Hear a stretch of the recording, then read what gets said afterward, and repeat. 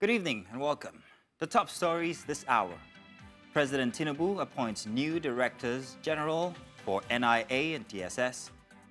Days after killing the emir of Gober, bandits abduct over 150 persons in Sokoto. Resident doctors embark on 7-day warning strike over kidnapped member. Chinese hospital ship births in South Africa on 7-day free medical mission. Security chiefs replacement. President Tinubu appoints new heads of NIA and DSS. Let's get to that story. Thanks for joining us. My name is Mazino Appeal. Now, let's begin with security matters, where President Bola Tinubu has approved the appointment of new Director General for the National Intelligence Agency, NIA, and the Department of State Services, DSS. According to the statement from the Special Advisor to the President Chief Ajurin Galali, Ambassador Mohammed has been named the new Director General of the NIA, while Mr. Adeola Oluwatosin Ajayi will lead the DSS. Ambassador Mohammed, who joined the NIA in 1995, has had a distinguished career in the Foreign Service. He has held various positions, including serving as the head of Nigeria's mission to Libya before his promotion to director. The newly appointed DSS Director General, Mr. Adeola Ajayi, has similarly advanced through the ranks, having served as the State Director in Bauchi, Enugu, Bayelsa, Rivers, and Kogi. Before his new role, he held the position of Assistant Director General of the DSS. These appointments come in the wake of the resignation of the former chief of the NIA and DSS. Earlier, former Director, Department of State Services, Dennis Amakri, joined us on the news to discuss his development. Because anytime you have a new government, of course, new heads of services will come. And then, of course, the heads of the DSS and the NIA have been there even after the other service chiefs have been retired because of maybe the jobs they've been doing for the government. But maybe it becomes necessary that the government have decided now to maybe bring new blood into the system. So I think it's a welcome idea. What you have in the public space is that they've resigned, you know. But I think appointments and reappointments or retirements of heads of very sensitive organization is at the discretion of the president, and he has decided. So. It doesn't really matter whether they resigned or he asked them to go. But it's at his discretion. If he didn't want them to go, he would have said, okay, you stay on. But he felt that maybe he wants to inject new blood into the system to rejig the intelligence community. And I think it's quite in order. Now, to further discuss this, we're joined by Director General, International Institute of Professional Institute of Security, Tony Ofuyeta. You're welcome. Thank you for joining us, sir. I'm hoping that you can hear us. Would like to know, what's your immediate reaction to the news of the replacement of the NIA and DSS Director Generals? Thank you very much for having me, and also good evening, my big boss in America. The replacement is not surprising because don't forget that these are inherited appointees from the previous government. And because of their expertise and understanding of the profession, Mr. President decided to leave them this long. I think injecting new blood, new ideology into the system would only help but rejig the intelligence community as it were. Of course, don't forget that the newly appointed DSS DG is an operational personality. He's been a director in different places.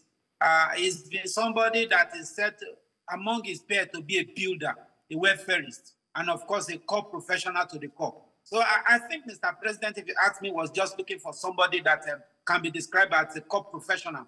To be able to achieve what he has at the back of his mind. Recently, I'm sure you would have heard of a lot of intelligence failure especially in terms of intelligence sharing and all those stuff like that. So having this new ideology come in and looking at the pedigree of the new DSS director as somebody that have done excellently well, especially in his chosen career, and somebody that has been identified as a builder, and somebody that any place that he has been posted and state that he has been posted to, he has done excellently well in those places. I think, Mr. President, putting a core professional in these offices is a welcome development. And we expect that at the end of the day, we will not be having shortfall of intelligence. And of course, the problem will not be whether those intelligence will be used by the relevant agencies that those intelligence are transmitted to. If they are used, and if Mr. President is also going to allow them to do the work the way they want to do it as professional, I can assure you that there will be a total overhauling of the intelligence sector as far as security is concerned in this country. Okay, well, thank you, Mr. Tony. But Mr. Tony, the NIA DG announced the resignation days ago, and we're told that in the statement from the presidency today that the DSS boss also resigned. So the question now is, do you think that their exit could have been perhaps maybe voluntary, or there was a perceived need to overhaul the leadership of the better result? No, basically the issue of, like the big boss, Dennis Amakri said, the issue of nomenclature, whether resigned or replaced, is just a matter of soft landing. You need to respect the occupant of those offices. So those offices are people, they have done their country excellently well to the best of their professional ability. So it doesn't make sense saying that they sacked them. That's an insult. So if you say that they resigned, it doesn't make any difference. As far as those of us in the industry are concerned, whether you say they are sacked or you say Mr. President has replaced them, the fact remains that they were not dismissed. Honorably bowing out of the service, and I'm sure that they're going to do wonderful sent forth for all of them for service, well delivered by them. BG was excellently good in his time, a perfect gentleman. He's a professional in his own right. He's not the talking type. He's an extremely humble human being. At least I've been privileged to meet him, and I can tell you that for free. So those type of people, you don't say. I think it's just a matter of management of information. That is the way I see it. And how would you assess the newly appointed bosses of these bodies? What do you expect from them after this appointment? I told you that for these people, I expect that I know very well, like I told you, that the new DSS DG is a builder. There are pedigree to show that he's a builder. It was just to work for 3 months on election issues in Lagos State for just 3 months.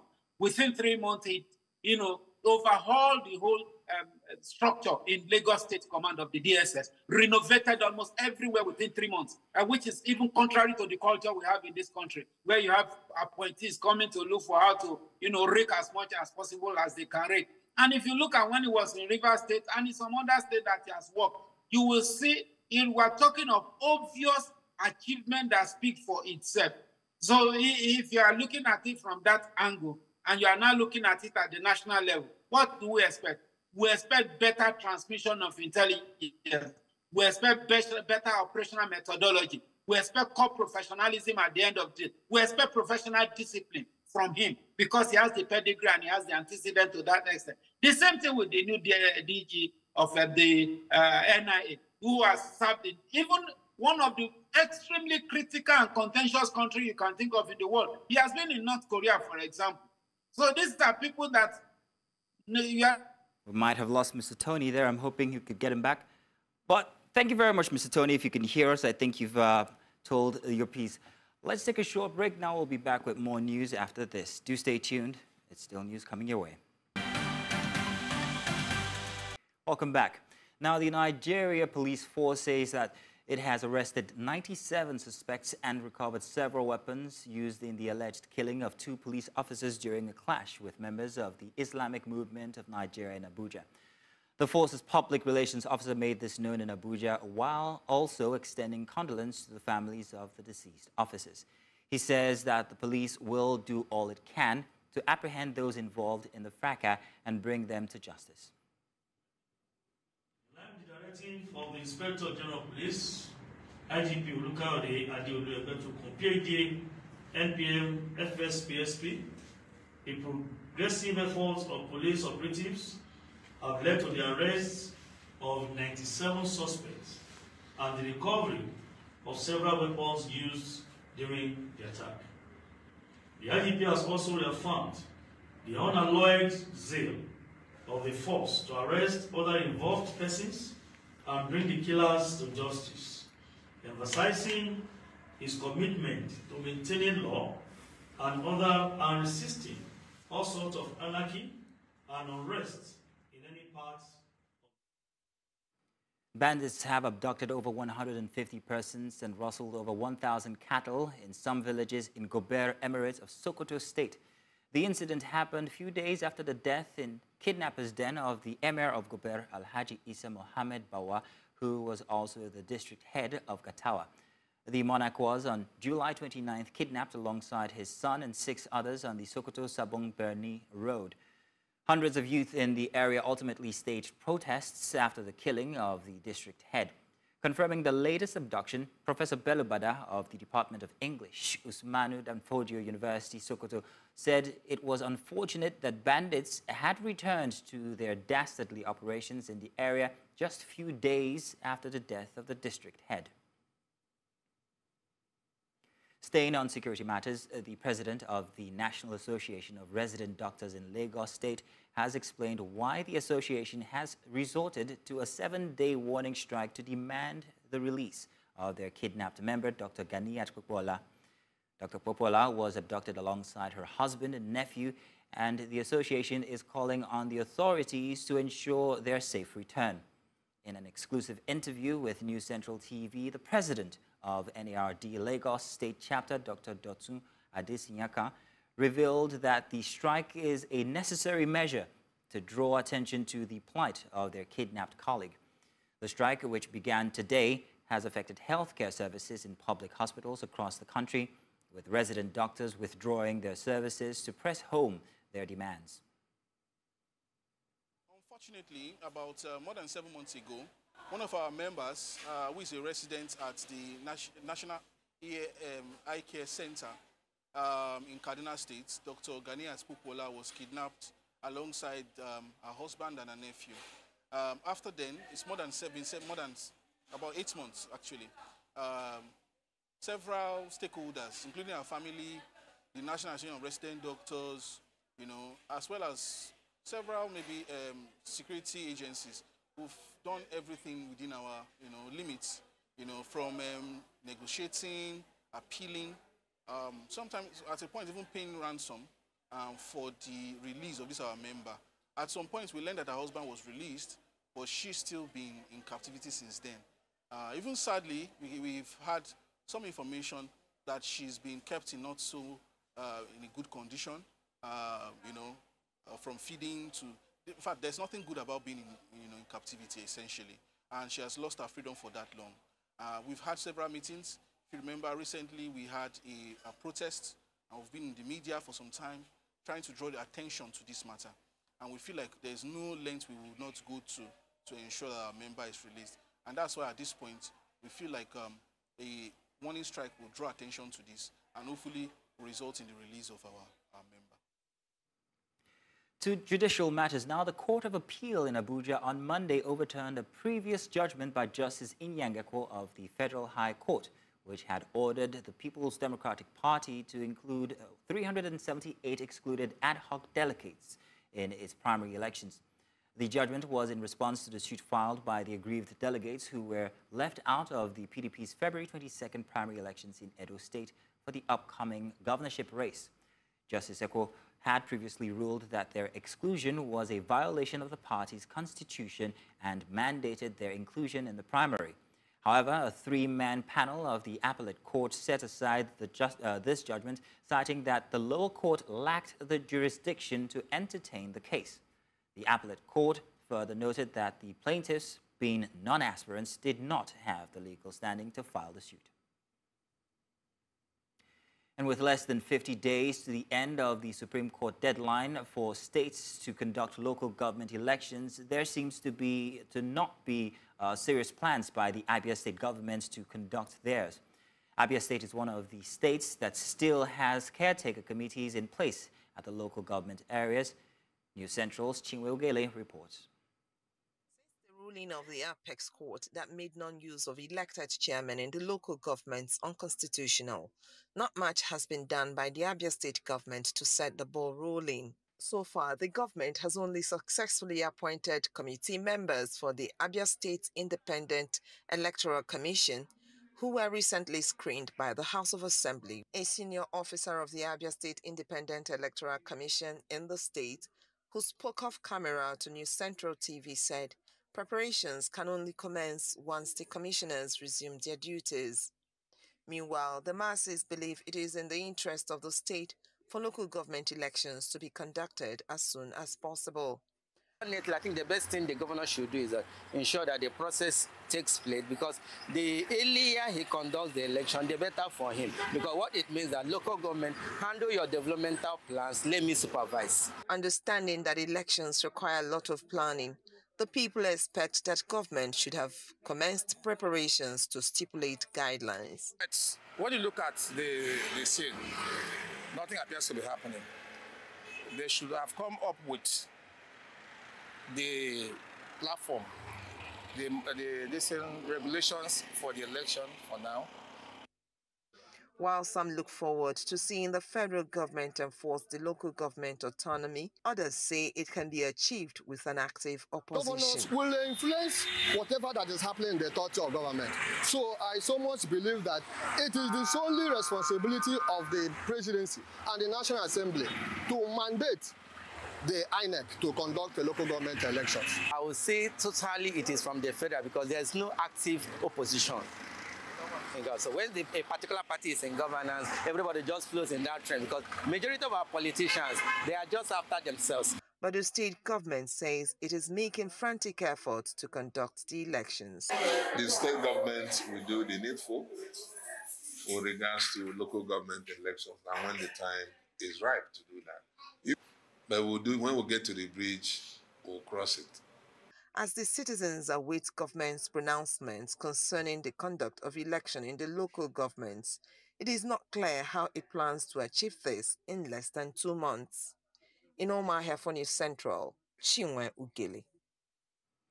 The 64th Nigerian Bar Association NBA Annual General Conference kicked off in Lagos with the theme Pressing Forward, a National Posture for Rebuilding Nigeria. The Director General of the World Trade Organization, Ngozi Okonjo-Iweala, a speaker at the conference, advocated policy consistency in Nigeria regardless of change from one administration to another. News Central's Igbalani Omani completes the story.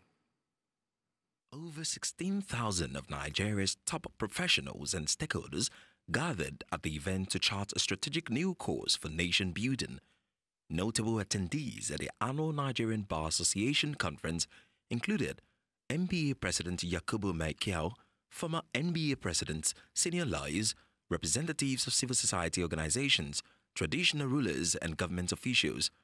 The goal of this year's conference was to create a fresh social agreement between the people and the government that would direct Nigeria's future growth. Keynote speaker Dr. Ngozi Okonjo-Iweala, Director General of the World Trade Organization, emphasized that policy consistency is the way to progress. Maintaining good economic and social policies, that is, maintaining policy consistency, and adding more reforms on top of that will lead us along the path of good progress that we all desire.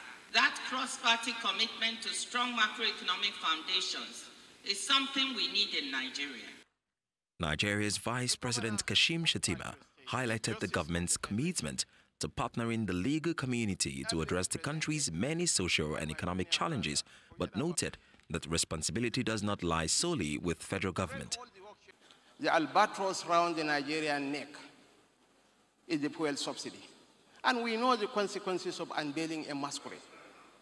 He withdrew the fuel subsidy that was hemorrhaging the Nigerian economy in his first day in office.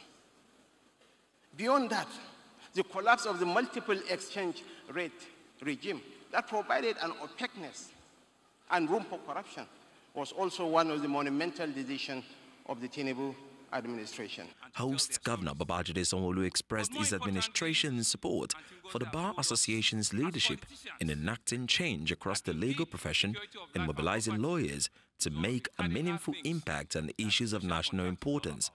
In Lagos State Judicial, we're also one of the largest. But it's not about that. It's about to be accounted and be seen as being ready. But we don't want to be the one that is ready. We want every state in the country to be ready.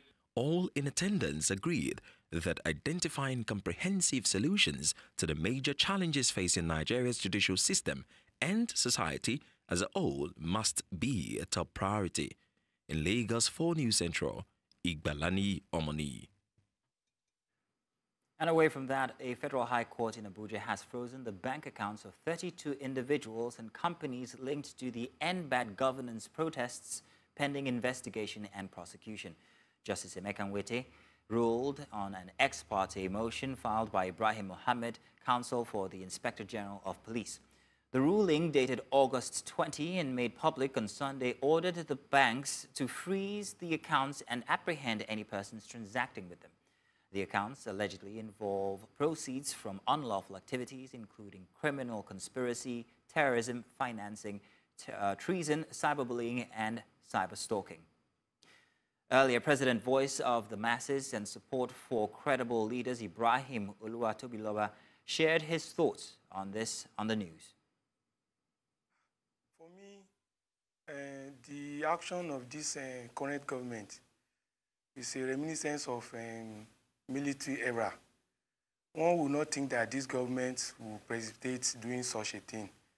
The government should understand clearly that the hunger he has unleashed on Nigerians, and after doing that, he expects Nigerians to keep quiet.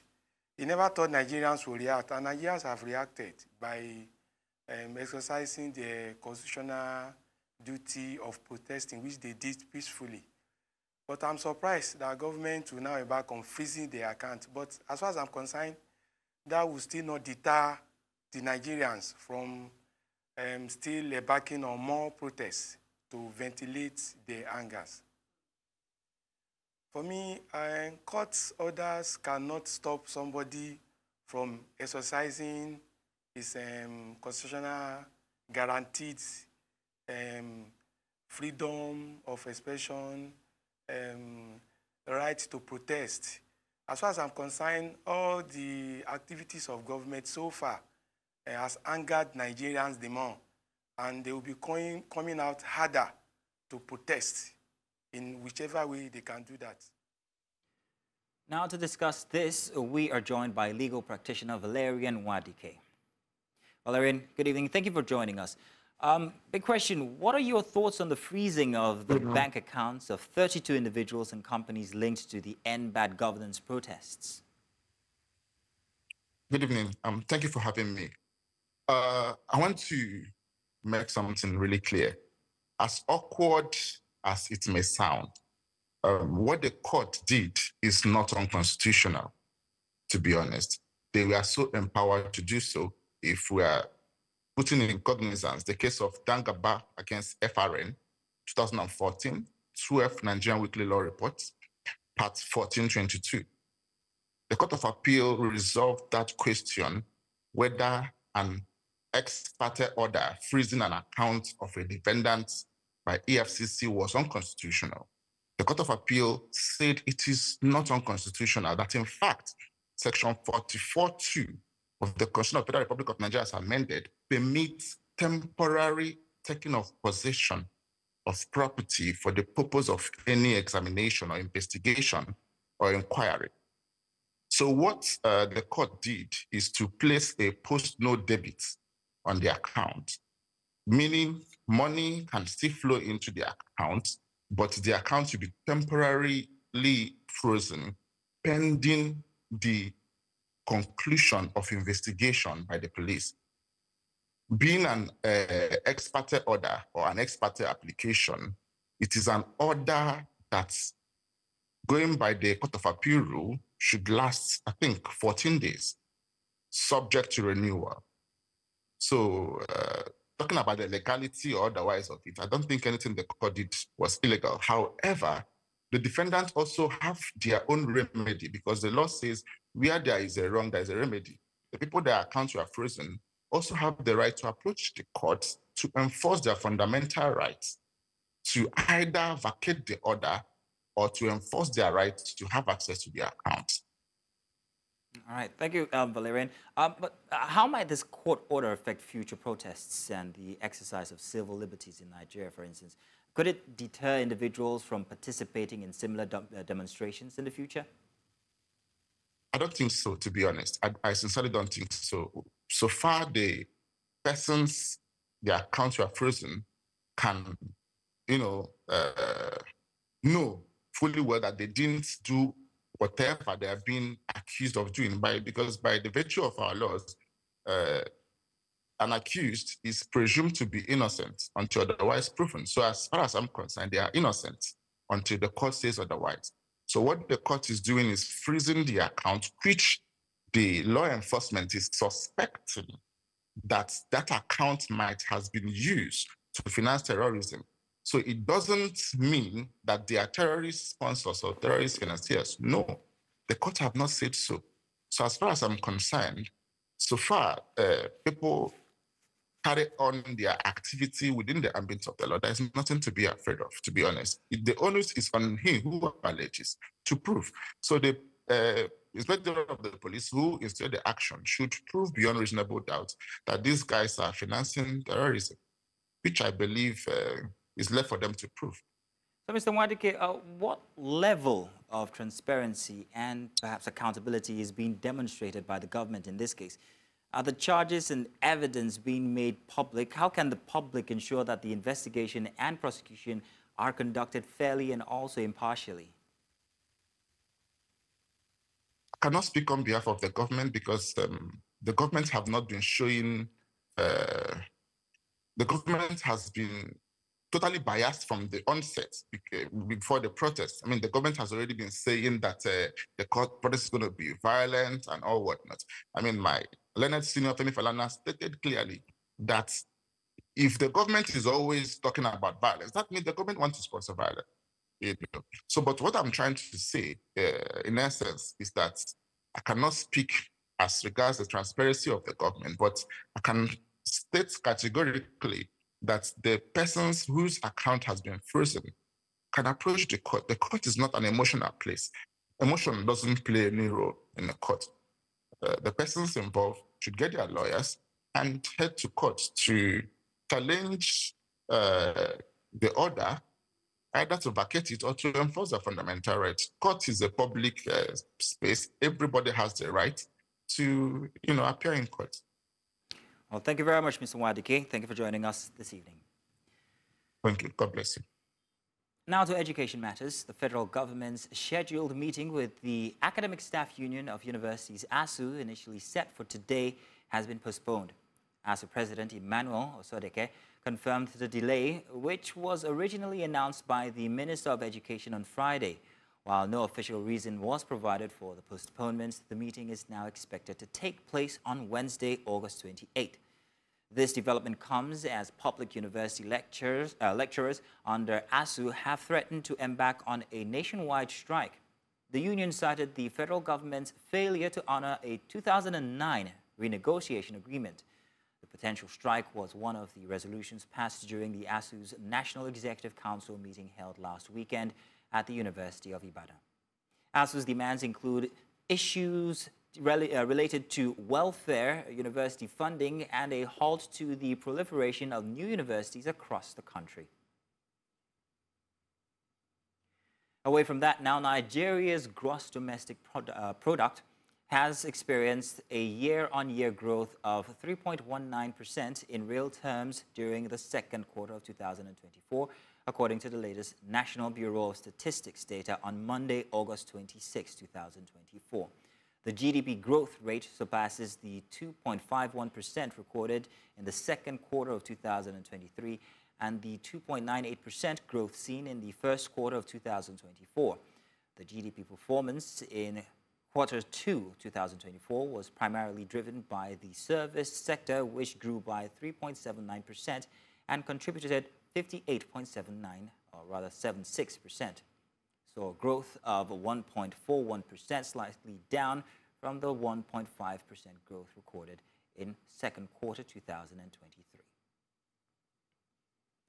Now, the Initiative for Leadership and Economic Watch has dissociated itself from a petition written to the United States Department of Treasury Office of its Foreign Affairs or Foreign Assets control over the violation of an agreed price cap on Russia's crude by the Nigeria National Petroleum Company Limited. The initiative says that it was never part of the petition and described the groups responsible for the petition as faceless and lacking integrity. The initiative says that it was impersonated by unidentified individuals without genuine address, attempting to smear the image of the NNPC Limited and portray its officials, including the federal government, in bad light before the international community. We have gathered here to denounce the letter written to the U.S. government and to state categorically clear that we were impersonated by those who wrote it. For the records, the NGO who wrote it is disguised as one of us, is not registered with Corporate Affairs Commission. Secondly, the two phone numbers used in their letterhead do not exist anywhere. The United States Department of the Treasury Office of Foreign Asset Control should disregard the petition submitted by the personators, as it is not authored by any of us who are former occupants of the address. It is important that any other civil society organization that intend to use that address for any reason should be able to be open for people to know him. We have received calls right from the day this was released on the media, which will mar our own integrity as an organization or a Now, the Minister of the Federal Capital, Nyesom Wike, has flagged off the construction of the city center bus terminal in Abuja. The terminal, which is expected to be equipped with the state-of-the-art facilities, recreational center, and an intra-city rail terminal, is expected to be complete in 1 year. Now, our correspondent, Amadin Uyi, reports. In attendance were officials of the Federal Capital Territory Administration, representatives of the FCT area councils, and some federal lawmakers. The event, the flag-off ceremony of the construction of the Central Business District Bus Terminal. Before now, we have flagged off 2 of the bus terminals, one in Mabushi and one in Kubo. This is for the Central Business District, which is at the center of the city. What we are doing today is the flag off of the CBD bus terminal. This is very unique in the sense that this is right the center of Abuja. This is the center of Nigeria, and we can't do anything less. Some of the facilities that we have here include lift, public address system, elevator, lighting, ATM. It's meant to be a center not only for transportation and also for commerce. We want Nigerians to be able to travel freely. When you close from work, you can travel to every part of Abuja, from Gwagalada to Nyanya to Buhari, everywhere you're going, and you can interconnect. The Minister of State for the Federal Capital urged the contractors to meet up with key deliverables and not disappoint the FCT administration. We trust that your craftsmanship will reflect the high standard and aspiration we hold for this bus terminal. Let us all take pride in this milestone and remain united in our commitment to seeing it through its fruition. The Minister of the FCT, Nyesom Wike, says that the terminal will tackle the problem of insecurity and resolve the capital's notorious one-chance syndicate problem. What we're trying to do is to integrate and improve our transport system. It is going to cut off this so-called one-chance crime that is always committed. Here, this is a bus terminal, taxi terminal, where you can come in, and the management of these bus terminals and taxi terminals will know these are the vehicles that go to social place, and these are the vehicles you have boarded. For security reasons, we'll be able to identify. He says that the terminal is proof of the current administration's commitment to providing the state-of-the-art infrastructure. This Green Hope agenda of Mr. President, I have said severally and I continue to say, it's not just by talking, it's by showing, it's reality. Seeing is believing. I believe by the grace of God, the next year, as the contractor has promised us, we will formally commission these 3 bus and taxi terminals to the glory of God. The minister also assured the contractors that they will be paid when due. In Abuja for News Central, I am Amadine Uyi. Now, outside of Nigeria, but yet inside of the African continent, South Africa's Army Health Services has announced the arrival of a Chinese hospital ship, the Peace Ark, in Cape Town to deliver essential free medical care to South African patients. The initiative is part of a joint exercise between South Africa and China. According to a statement released on Monday, the Peace Ark docked on South Africa's western shores on August 22nd and will offer independent medical services for 7 consecutive days. Medical personnel from the South African Military Health Service will collaborate with Chinese medical staff to treat patients. While South Africa boasts the most advanced economy in Africa, the country continues to struggle with widespread poverty and high unemployment, which often renders quality healthcare inaccessible to many.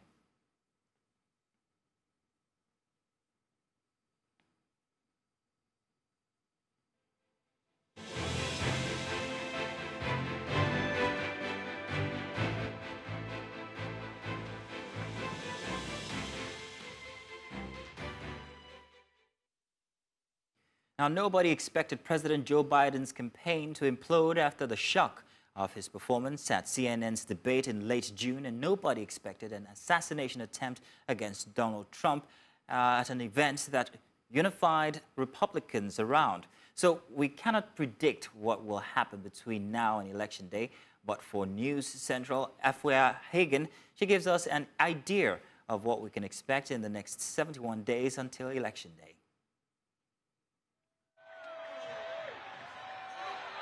The red, white and blue ticker tape and balloons have settled now. The Republican and Democratic conventions have come to an end. The race to Election Day is now well and truly on. Vice presidential candidates have been picked, and now both parties have limited time to convince the few undecided voters and make sure everyone in key battleground states gets to the polls. Trump reclaimed the spotlight on Friday as he campaigned in Arizona alongside Robert F. Kennedy Jr. The independent candidate had suspended his presidential campaign hours earlier and said he was pulling his name from the ballot in key swing states to avoid being a spoiler. And these are the principal causes that Kennedy's departure from the fringes completes the reset of the 2024 race as a two-person contest between Trump and Harris, eliminating one wildcard. This week will see both the Trump and Harris campaigns making their case in those battleground states, such as Georgia and North Carolina, that could swing the election. Donald Trump and his campaign are planning to aggressively ramp up the former president's schedule, hone his debate skills, and cultivate a new ground game strategy tied to the early voting states. And those folks don't want a wall, they want a paycheck. Harris and her campaign are seeking to harness the honeymoon period that she's enjoying after the Democratic National Convention and take those good vibes on the road, whilst also setting out her stall on key issues. It's also hoped she'll sit down for her first TV interview since she accepted the Democratic nomination. With the conventions over, the next race-defining moment on the calendar is their September 10th debate, hosted by ABC. The core of my campaign is the people. The campaigns have also both discussed participating in a second debate, but the details of where, when, and who would host have not yet been settled. With all of that being said, I think it's very important to have debates. After the disastrous CNN debate between Trump and Biden, no one can now underestimate the importance of these TV debates and the effect they could have on the presidential race. Vance and Walz will also face off in a TV debate on October the 1st, something that the less experienced Tim Walz may struggle with. In amongst all this, Trump also faces sentencing for his conviction on 34 counts of falsifying business records related to hush money payments before the 2016 election. That September 18th date could slip as the court reacts to new immunity granted to presidents by the Supreme Court. A lot of other things too, but I just want to thank everybody. And for News Central, I'm Afia Hagen.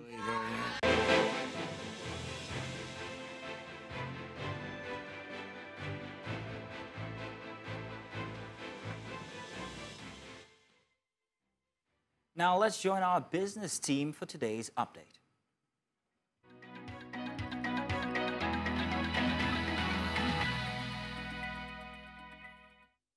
Business news in association with Money Master PSB, the easy way to master your money.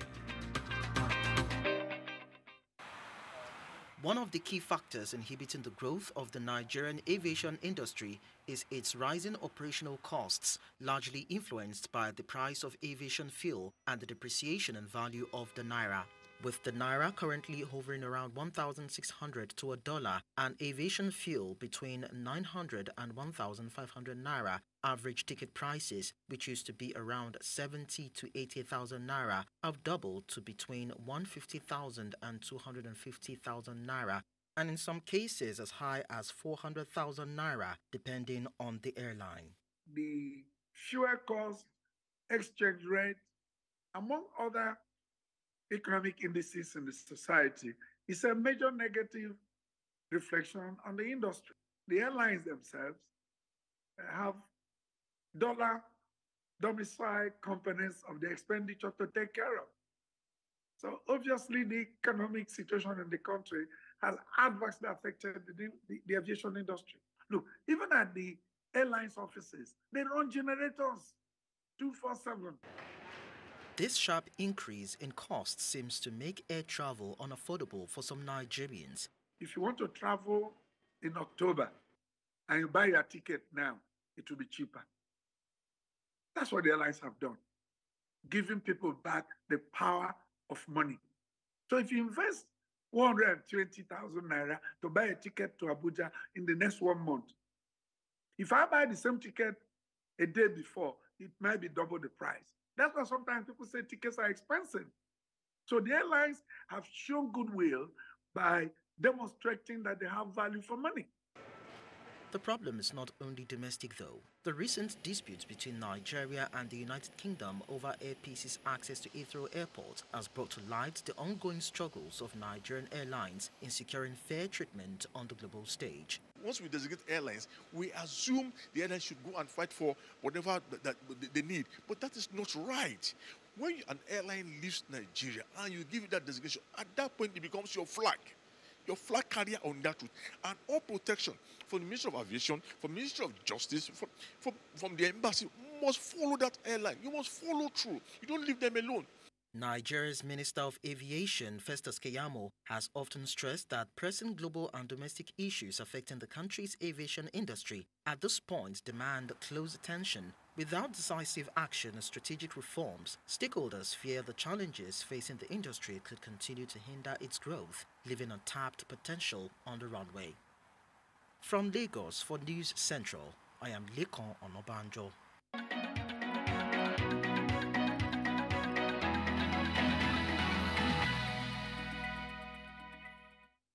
Business news in association with Money Master PSB, the easy way to master your money. And in sports, former England manager Sven-Göran Eriksson dies at 76.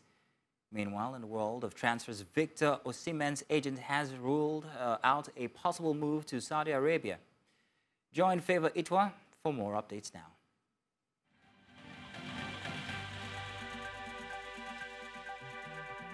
Sports Update, brought to you by Corn Oil.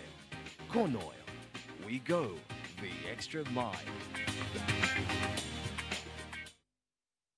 In sport, Victor Osimhen's agent has seemingly dismissed the possibility of the Napoli striker moving to Saudi Arabia this summer, saying that the 25-year-old still has much to do in Europe.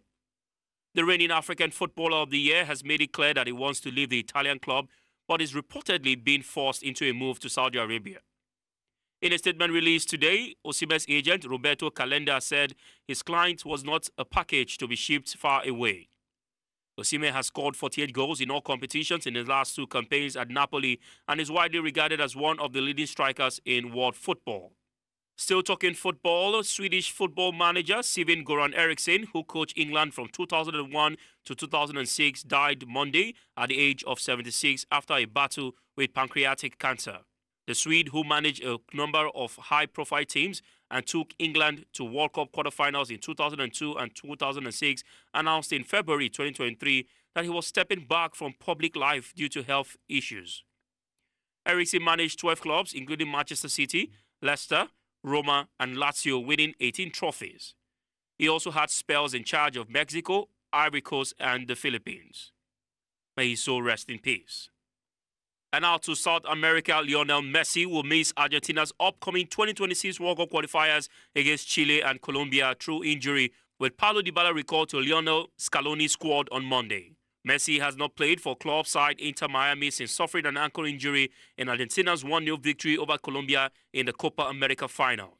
Roma forward Dybala has not made an international appearance since March 2023, but could get an opportunity to add to his 38 caps in Messi's absence. The reigning world champions will also be without Angel Di Maria after the veteran winger's retirement from international football. Argentina are currently top of South American qualifying for the 2026 tournament in the United States, Canada, and Mexico. And to wrap up Sports Update, the International Paralympic Committee announced Monday that 88 Russian competitors will take part under a neutral banner at the Paralympics. The games, which get underway on Wednesday, will also feature 8 Belarusians competing as neutrals, IPC spokesman Craig Spence told a press conference. Why have we gone from 90 to 88? There were 2 people who didn't get their accreditations. It's simple as that. The accreditation, I mean, they were on the IPC long list. They'd gone through the vetting, and then Paris 2024 is responsible for accreditation with the national authorities, and the accreditations for those 2 individuals were refused. Para-athletes from Russia and allied Belarus must compete under a neutral banner after being largely banned from world sport following Moscow's invasion of Ukraine in February 2022. And that's it on Sports Update. I'm Favor Itwa.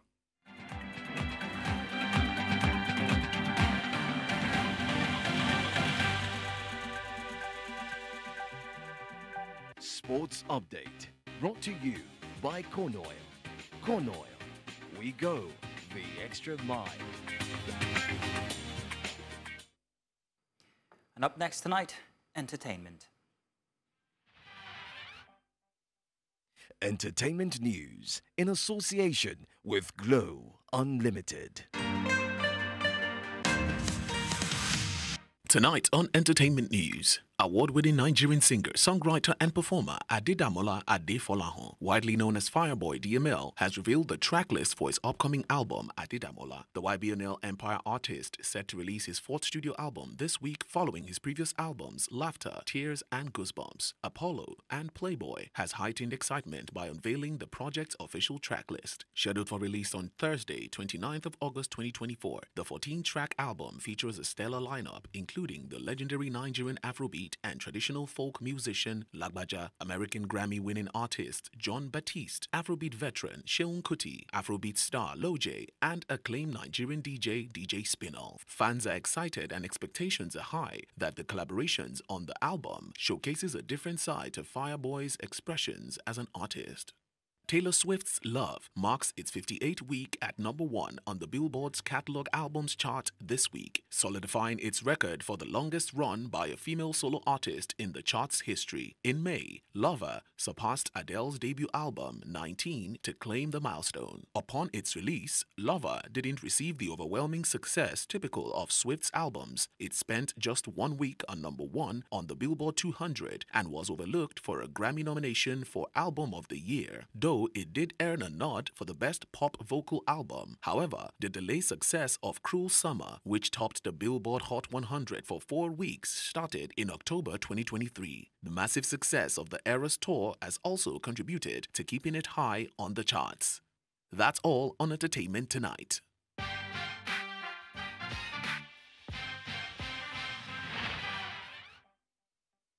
Entertainment news in association with Glow Unlimited.